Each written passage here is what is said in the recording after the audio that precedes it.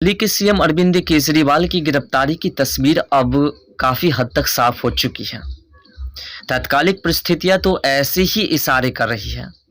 ऐसी कई चीज़ें हैं जो आम आदमी पार्टी के लिए अच्छी खबर तो नहीं है, लेकिन फिलहाल अभी जो है आम आदमी पार्टी के तमाम नेताओं को 2024 लोकसभा चुनाव में जो प्रचार प्रसार करना है, इसमें मुश्किलों का सामना करना पड़ सकता है। हाल फिलहाल अरविंद केजरीवाल के पक्ष में सिर्फ दो ही बातें हुई है। एक, अरविंद केजरीवाल को रॉस रेवेन्यू कोर्ट से मदद मिलना, और दूसरी, राज्यसभा चुनाव में नामांकन और चुनाव जीत जाने के बाद संजय सिंह को शपथ लेने के लिए संसद जाने की कोर्ट से छूट दिया जाना। बाकी खबरें तो अरविंद केजरीवाल के लिए बुरे हैं, क्योंकि सीबीआई अब ईडी से आगे निकल चुकी है और सीबीआई अब जो है अरविंद केजरीवाल को गिरफ्तार करने के लिए नए नए समन भेज रहे हैं, नए नए तरीके को अपना रहे हैं। मनी लॉन्ड्रिंग केस में सुप्रीम कोर्ट से जमानत खारिज हो जाने पर सत्येंद्र जैन का फिर से तिहाड़ जेल पहुंच जाना, दिल्ली शराब केस में बीआरएस नेता के कविता को ईडी का गिरफ्तार कर लेना, और दिल्ली के डिप्टी सीएम मनीष सिसोदिया की जमानत का सीबीआई का विरोध और कोर्ट का जांच एजेंसी की दलील मान लेना। सिसोदिया की जमानत पर सुनवाई के दौरान सीबीआई ने दिल्ली शराब केस में जिस हाई प्रोफाइल गिरफ्तारी की बात कही है, कुछ दिन पहले आम आदमी पार्टी नेताओं की तरफ से जो जताई जा रही थी आशंकाएं, वो सही लगने लगी है। आम आदमी पार्टी के नेताओं का कहना था कि अरविंद केजरीवाल को भी मनीष सिसोदिया की तरह गिरफ्तार करने की साजिश रची जा रही है। असल में मनीष सिसोदिया को पहले सीबीआई ने गिरफ्तार किया था और बाद में ईडी यानी कि प्रवर्तन निदेशालय ने जेल से ही अरेस्ट किया था।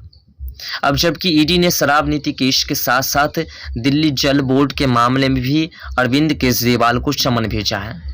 आम आदमी पार्टी के नेता आतिशी कह रही है, कोई नहीं जानता कि यह डीजीबी मामला किस बारे में है। ये किसी भी तरह अरविंद केजरीवाल को गिरफ्तार करने और उनको लोकसभा चुनाव के लिए प्रचार प्रसार से रोकने के लिए ये तमाम प्लान बनाए हैं। और अरविंद केजरीवाल कह रहे हैं कि जब कोर्ट ने जमानत दे दी तो फिर इस ईडी बार बार समन क्यों जारी कर रही है, और फिर वो बीजेपी नेताओं के बयानों का भी हवाला देते हुए सवालों की बौछार कर देते हैं। फिर उधर से बीजेपी नेताओं का रिएक्शन आता है। अरविंद केजरीवाल एक साथ राजनीतिक और कानूनी लड़ाई दोनों लड़ना काफ़ी मुश्किल लग रहा है।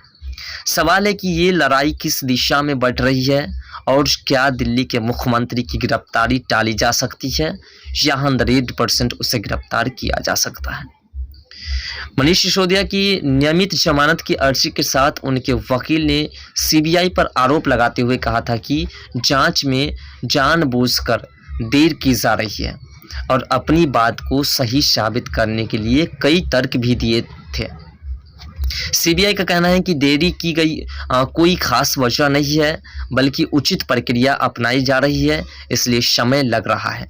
सीबीआई ने भी ये भी बताया कि मामले की जांच महत्वपूर्ण दौर में पहुंच चुकी है। जांच एजेंसी ने अदालत से कह चुका है कि हम जो है मनीष सिसोदिया की जमानत पर किसी भी तरीके से कोई अपील नहीं करते हैं, लेकिन अगर मनीष सिसोदिया की जमानत पर जो छूट जाते हैं वो, तो फिर जांच प्रभावित हो सकती है, क्योंकि वो दिल्ली शराब केस के मुख्य आरोपी में से एक है। कुल मिलाकर के ये बात साफ है कि मनीष सिसोदिया को किसी भी तरीके से अभी फिलहाल नहीं छोड़ा जाएगा, और मनीष सिसोदिया की जो है जेल यात्रा वो लंबे समय तक रहेगी। और उसी क्रम में सीबीआई की तरफ से कोर्ट को बताया गया, हमारी जांच जारी है, कुछ हाई प्रोफाइल लोग या कोई भी गिरफ्तार हो सकता है। कुल मिलाकर के ईडी और सीबीआई, ईडी तो उससे पीछे रह गए हैं सीबीआई से, लेकिन सीबीआई साफ कर चुके हैं कि उसमें हाई प्रोफेशनल लोग भी शामिल है जिसकी गिरफ्तारी हो सकती है। कुल मिलाकर के बात ये है कि सीबीआई ने साफ कर दिया है कि हम जो है दिल्ली के सीएम अरविंद केजरीवाल को गिरफ्तार कर ही लेंगे। सीबीआई की यही तो बात है जिसमें अरविंद केजरीवाल की गिरफ्तारी का सबसे मजबूत संकेत मिलता है, और परिस्थितियां भी बिल्कुल वैसी ही बन गई है जिसमें मनीष सिसोदिया की गिरफ्तारी हुई थी। अरविंद केजरीवाल एक बार फिर सीबीआई के सामने पेश भी हो चुके हैं, और वो अरविंद केजरीवाल के सरकारी आवास में हुए नवनिर्माण के मामले में भ्रष्टाचार के आरोप की भी जांच कर रहे हैं। जैसा कि आपको पता है कि अरविंद केजरीवाल ने समथिंग 45 करोड़ रुपए खर्च किए थे अपने सरकारी आवास को सजाने में। इस पर भी अब जांच एजेंसियां चल रही हैं। मनीष सिसोदिया की जमानत का जो है सीबीआई की तरफ से विरोध है और के कविता को शराब नीति केस में भी ईडी का गिरफ्तार कर लेना एक जैसे घटनाक्रम जारी रहने का भी संकेत देता है कि आने वाले समय में बहुत जल्द अरविंद केजरीवाल को गिरफ्तार कर लिया जाएगा। अरविंद केजरीवाल को राउज रेवेन्यू कोर्ट में जो है 16 मार्च को व्यक्तिगत तौर पर पेश होना था और हुए भी, और फौरन ही उनको जमानत भी मिल गई। कोर्ट ने 15,000 के मुचलके पर जमानत मंजूर कर ली और आगे के लिए व्यक्तिगत तौर पर पेश होने से छूट भी दे दी है। अब इस केस में 1 अप्रैल को सुनवाई होनी है। कोर्ट में सुनवाई के दौरान जो कुछ हुआ उसके बाद निश्चित तौर पर प्रवर्तन निदेशालय को अफसोस हुआ होगा।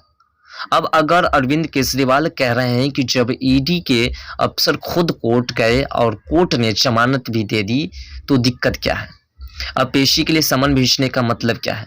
दिल्ली शराब नीति केस में अब तक 9 समन भेजने के अलावा प्रवर्तन निदेशालय ने दिल्ली जल बोर्ड केस में भी समन भेजकर तलब किया, लेकिन अरविंद केजरीवाल की एक और मांग मंजूर कर कोर्ट ने आगे की कार्रवाई के लिए ईडी का इंतजार बढ़ा दिया है। अरविंद केजरीवाल की मांग थी कि उनको ईडी से वे दस्तावेज चाहिए जिनके आधार पर पूछताछ होनी है। अदालत ने अरविंद केजरीवाल की ये मांग मंजूर करते हुए ईडी को आदेश भी जारी कर दिया है, लिहाजा ईडी को